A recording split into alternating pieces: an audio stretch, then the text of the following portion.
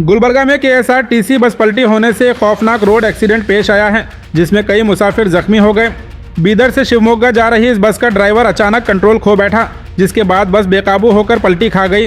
हादसे की शिद्दत इतनी ज्यादा थी कि कई लोग जख्मी होकर बस के अंदर ही फंस गए।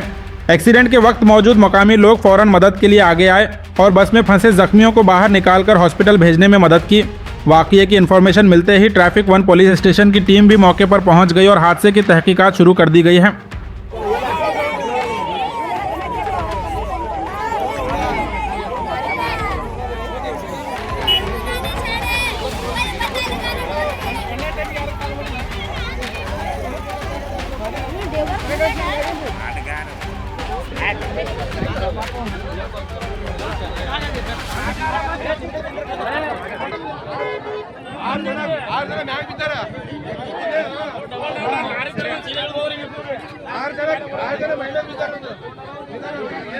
This video is presented by OSN Group.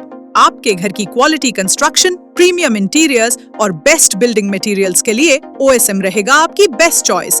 Free consultation के लिए जरूर विजिट करें OSM ऑफिस।